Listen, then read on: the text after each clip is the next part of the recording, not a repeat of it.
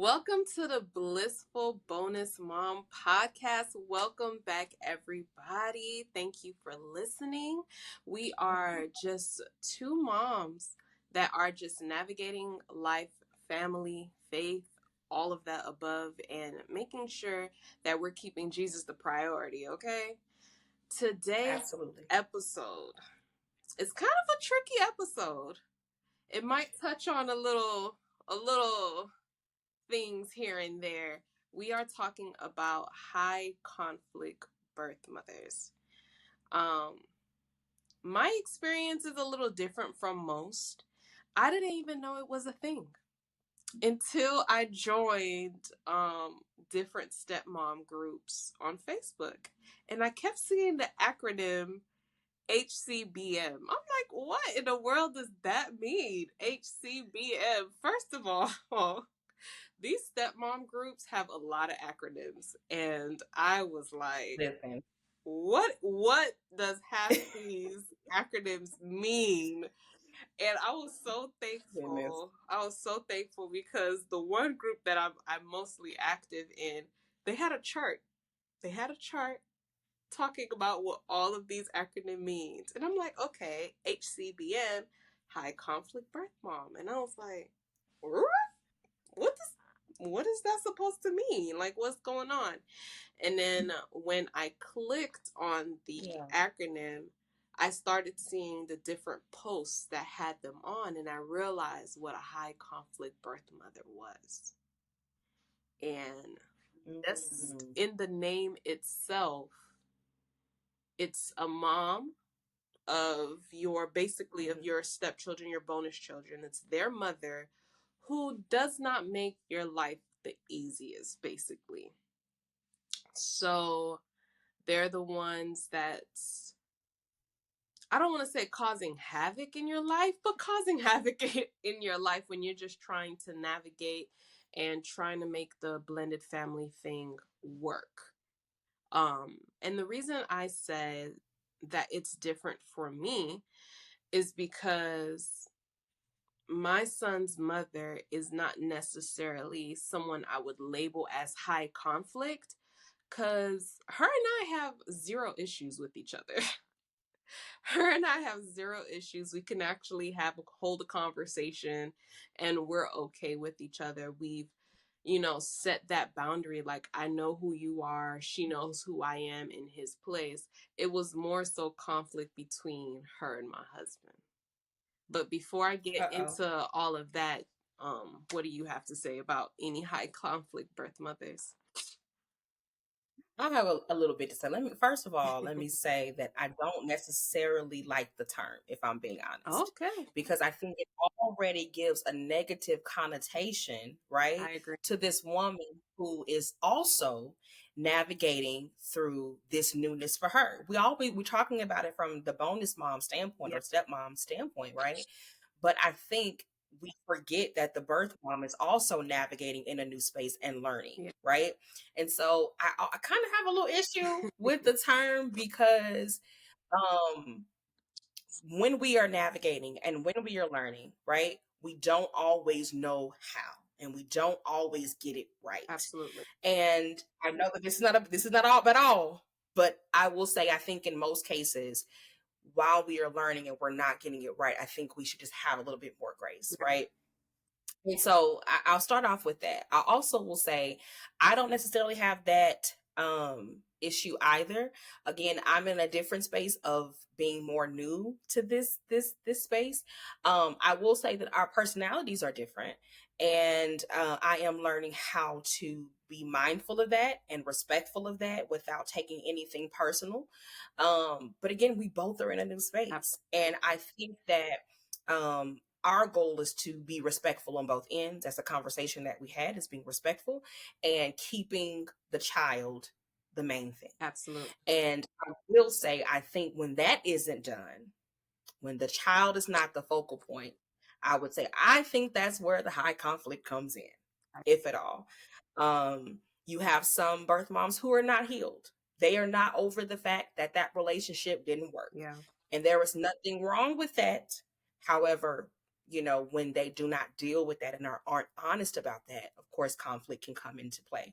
And so I just think that, again, that term can be a little tricky, and we have to give both sides grace and understand that this person definitely can still be healing, and working on navigating through now becoming a single mom.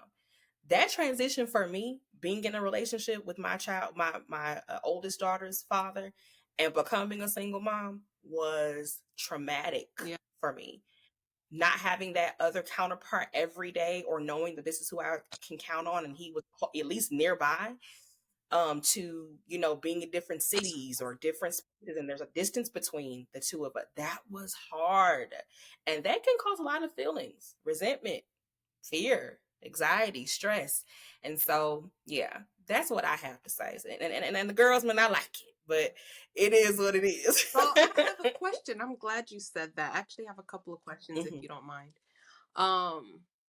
How far should the grace go, though? Because not even in my case, but I'm just looking at others women case. They're dealing with a birth mom for years that's constantly giving them problems. And Absolutely.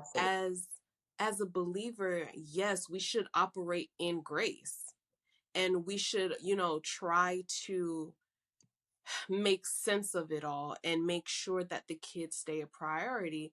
But how can you continue to give grace to someone who is actively malicious towards your family dynamic, if that makes sense? Because it's just like, it's one thing when it's all new, but now we're 10 years down the line and she's still giving you problems. So how do you navigate that? Yeah. Yeah. So grace doesn't mean gullible. Grace does not mean doormat. Grace does not mean you gonna treat me and talk to me any kind of way. Right. I will say I do think that it definitely starts with the bonus mom and the father having a very real, honest conversation and putting it all out there. And me and my fiance did this about what is this co-parenting relationship going to look like between you and her? Yeah. And how do I come into play? And these are the things that I'm okay with. These are the things that I am not. I need open communication. I need full respect from both parties. I think it starts there. And because really, it's not really your place as the bonus mom. And that's the hard part of this. I feel, this is my opinion. My opinion is not law.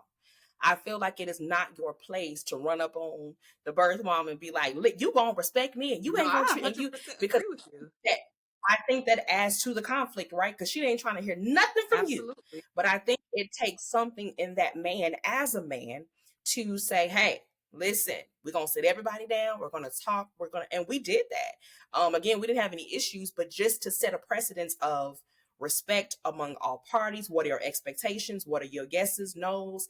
And we did that together. So we set that up. And I think a lot of times, ooh, the girls ain't gonna like me tonight. But I think a lot of times,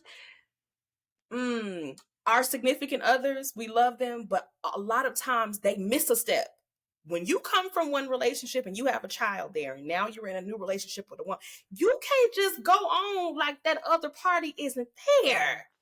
You gonna have to sit us down and talk and get everybody on the same page. You're gonna have to, because again, if you don't, there leaves so much room for assumption and miscommunication and misunderstanding. So I will say that is the first step.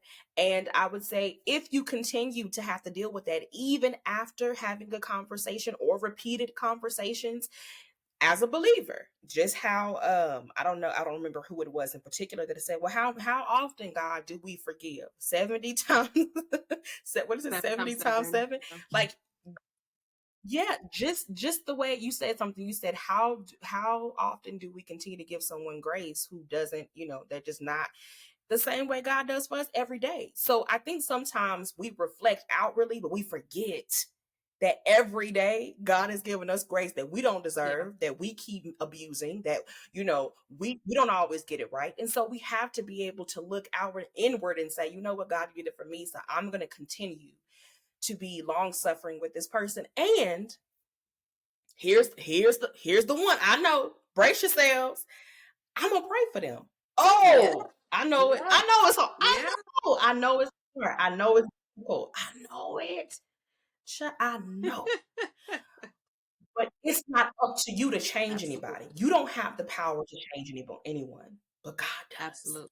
And so if you can put that person at the feet of God and say, God, this is tiring, this is hard, it's wearing on my relationship. I am giving this person over to you instead of taking it into my own Mm-hmm. hands. I believe that God will do it. And it may not happen tomorrow and it may not happen the next day, but I do believe God will honor your heart in providing grace to that person and handling it in a way, um, you know, that is, more Christ-like. I'm so glad that you said that, because one of the things I was going to mention is that prayer, it works. It may not be on the time that you may want it to happen, but eventually it will come through and it will happen. You have to be continuously praying for that person's heart. And there was something else that you mentioned. Gosh. Oh, I'm so glad that you are a experienced mother. I'm new out here in these streets. I don't even have a 1-year old yet. So, and I know you're doing a lot of the talking right now, but I think you're just dropping a whole bunch of gems that I really think that would help other women. So in Okay, let's go. your situation with your child's father, how would, in a perfect world, I guess, if he got remarried, would you want him to immediately like sit you both down, since this is a new woman that's going to be in your child's life? Or how does that look like for you as a person on the receiving end? Because I'm not on that receiving end, so I don't know how a birth mom really feels when another mother or another woman comes into their life. That's the thing. We don't always view it as another mother. We view it as another Yeah. woman. You said it perfectly. And that's something that we have to be very mindful of. This is someone who is coming in as a mother figure, in a sense, to your child. This is not another woman. That's not your man no more. I'm just gonna put a little caveat in there. But I will say this: my daughter is 16, or about to be 16 in a week. So it's very different for us. So our dynamic is different. And so I will say, let me say this: do what works for y'all. The dynamic that you all have, what that is, whoever's listening, watching. But I would say I would love for us to be mature enough to sit down and have a conversation, because I will say that my child's father had been engaged Mm-hmm. before, and I never met the girl, never saw her, never met her. She never spoke. I wanted that only because, again, you do want to know that the person who is around your child is treating them Absolutely. well. And so I just said, well, my daughter was old enough to tell me if something was going on. So I, had to just, I was like, okay, cool, whatever. So it doesn't work for everybody because some people aren't as mature to deal with that. But I will say that in a perfect world, yes, that would be great for him to say, this is who I'm with. This is who when she's home, and us having just a rapport, so that, because this is what I've learned in my relationship with my fiance. I think when all parties are involved, it strengthens the co-parenting relationship. And so for nothing else, I don't want to know who you with and know y'all business, but I think having a rapport with her when I can't reach you when something is going on, or when you are a little, missing in action, I can call her and say, hey girl, I ain't trying to start nothing, but where your man at? Not like that. But Yeah. hey, this is what's going on at school, and what how can you help me pull him in for this? And so I'm just that mature though, but everyone isn't there. So I'm not saying this is a one size fits all, but you asked me about my Yeah. experience and what I would like and would be ideal, because again, there's something about women. When we come together, we get stuff done and we make things Absolutely. happen. And I think that, not to take away from any man, but I'm just saying, I think that helps. And so I would love that, just for the sake of, again, being able to help that co-parenting relationship become even more smoother. Because I've seen that happen in my relationship, where they talk more, they communicate more. And I'm like, babe, did you tell her this? Did you communicate this? Did you say you were coming at this time? And he's like, okay, let me, and she appreciates that. And she's even noticed that and complimented him on that difference. So I think it makes that relationship better. And that is the only reason why I would want, in a I perfect world, I I I, would want I that. agree with that. I can see why that would work. With my dynamic, it's shifted a lot from when we first got married to now. Um, like I said, I wouldn't consider her high conflict because, like you said, it already has like that negative attachment to the name, and Conflict. it's it's hurtful because when you're going into a well, let's get this out of the way. I feel like as women, when we want to be married and have a family, in our mind, we don't picture marrying someone who already has a child. In our perfect world, Most yeah, times. most of the time, in a perfect world, you want to get engaged, marry, have a family with the person you're with, and be done with it. That's a perfect world. But this is not the life that we live. And so, with the life that we are living, the perfect world would have looked like we all can just get along and get along for the sake Mm-hmm. of the child. Because at the end of the day, you want the child to be raised in a healthy environment where they don't feel like they're a burden to any adult in their life, or feel like they're the cause of why mom and dad can't get along, like regardless if they're together or not. I remember when I first met Yeah. his mom, I wanted to make sure that we were going to be good. So I remember when we exchanged numbers, I told her straight up, I'm like, I am not trying to step on your toes. I'm just an addition to the family. Like, I'm not trying to take over as his mother. I want to be able to work with you. And I'm glad that you Yeah. mentioned your fiance, because I believe in order for that family dynamic to work, hello, you need to step up. You need to talk. Like, you're already supposed to be the leader in the household. Like, help navigate this dynamic, this new dynamic here. Don't ignore her, and also don't ignore me either, because we both have concerns on how we're going to raise this child. And Absolutely. so I would always make sure, and I tell him, I'm like, hey, this and this is going on. Are you comfortable telling her this, or can you communicate that with her? And even at one point, her and I were doing most of the communicating when they couldn't get along. And you see how you mentioned, like, if you couldn't contact, your child's father, you would want to be able to contact Yeah. her. And so, although the conflict between her and I never rose, and maybe they had more of a problem, it was sometimes easier for her and I to talk. And of course, I'm not going to consider us friends. Mm, We're not friends, but we are in each other's lives, whether we like it or not. Whether we like it or absolutely. not. So, what's Absolutely. the best way to deal with each other? Through peace, through love, through communicating. Like, I'm not looking to be like, hey, girl, what's up? Let's go shopping. I'm not looking for all of that. Let's just be cordial. And I think, Absolutely. like you Yeah. said, it comes with a maturity level. Like, outside of my own dynamic, when I hear others women's stories, sometimes they're not there. They're not mature. There's the jealousy that's still there. But sometimes what I've also noticed is the lack of leadership from their spouse controlling the Absolutely. situation. Like, why is your wife having to have an argument with the birth mom? I feel like that's something that should never happen. Never. Like, Never. why? And I think that's where the Yeah. conflict comes in. I don't think when we say high conflict, I don't think the conflict is with the bonus mom.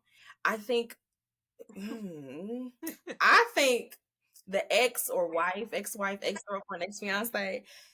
Let me tell you something. I'm finna keep you. Ooh, the girls. Listen, if you get emails, just forward them to me. Listen, you don't know what the woman has had to go through. I'm gonna be honest, right?